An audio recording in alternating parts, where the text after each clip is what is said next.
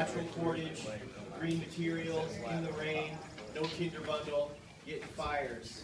It always pushes you. That one unobtainable step wakes you up in the morning. At least me. That's why I get out of bed. Is to figure out, okay, rock tools. It's raining out. We just had this hurricane come by. It was perfect. You know, bow drill for one doesn't create the heat that a ferro rod creates, especially with the softer and drier woods. It's a much lower temperature you're dealing with. So if you have a wet tinder bundle, you're going to have a problem unless you build a lot of dust.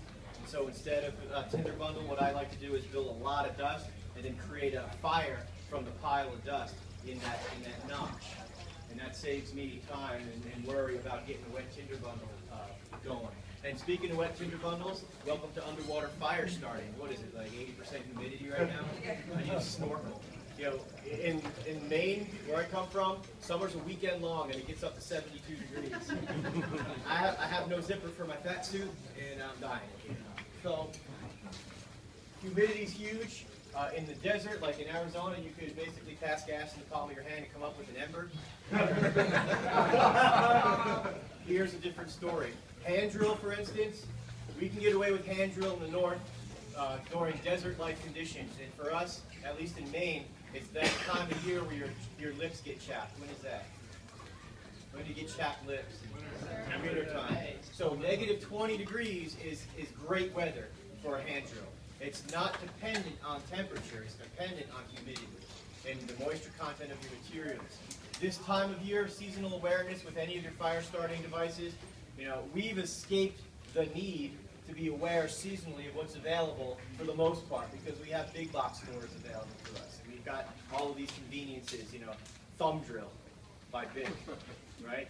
That stunts our growth, but hey, it's easy. It's so easy, right? This is one of the worst times of year to gather a dry tinder bundle. Things are still emerging and growing. That stuff that was dead and hanging and perfect all the way up until March is now gone. It's all soil now, right? So finding tinder material on a landscape that's been picked clean, like a public park, means looking for those branches that were damaged in windstorms and that had leaves on them when they did get damaged. So coming around through this area, it was slim picking.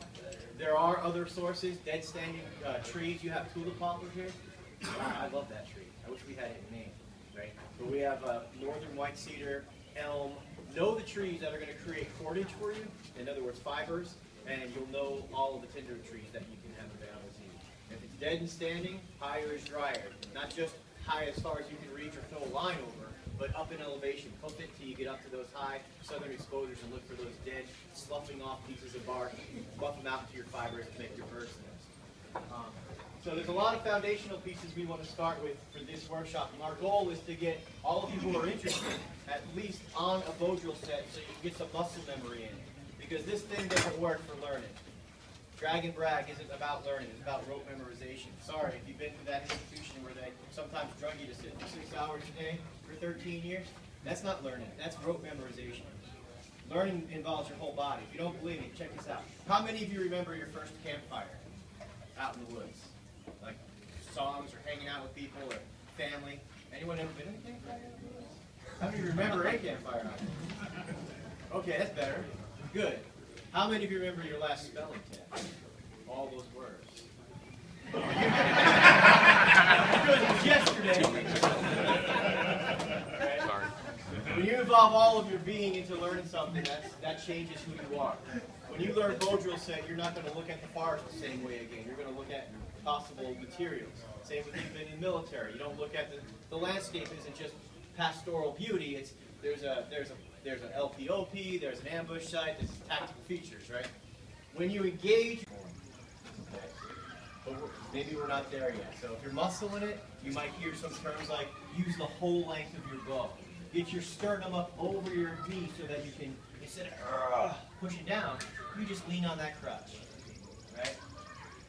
What's the difference between maximum downward pressure and maximum effective downward pressure? Amount of effort, direction of force, energy expenditure. Maximum pressure is me almost doing a handstand on my spindle. And you know what? That spindle isn't going anywhere. If it is, this is popping out and hit somebody right between the eyes. All right. Maximum effective downward pressure is as much as I can get away with and still be fluid. So I might have to back off a frog's hair in order to be fluid, but once I do, I've got that keyed in. So if you have notes or digicorders or whatever, this is a really important for your foundation, your basic form. Start off looking pretty. Keep your bows horizontal to the deck for the first 10 or so your muscle memory kicks in.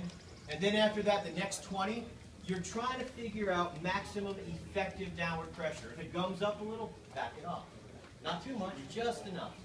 And then the last 20, you're going for speed. And I'm not saying 0 to 60. Like an old-fashioned steam locomotive, slowly increasing your speed. Now, am I using my muscles in my arm? Hardly. I'm more penduluming than anything else, right?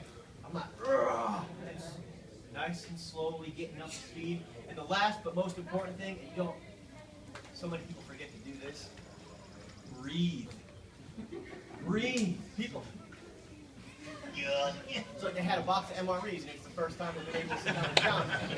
No. Get into a rhythm and breathe. All right? Remember, people have been doing this around the world on every continent for thousands of years. And yeah, they had a better diet and they were healthier, you know.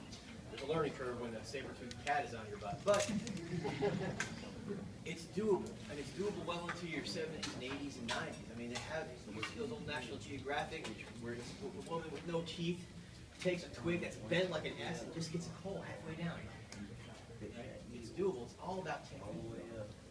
So until you get technique, your muscles are going to want to jump in. That's fine. Just be prepared. We're going to try to guide you more towards the technique side of things because it's all about sustainability. Right? Remember, calorie efficiency is what it's all about. If you're sweating and trying and you're not getting a cold, that just means that the skill level or the selection of materials needs to be refined a little bit, and we can work towards it.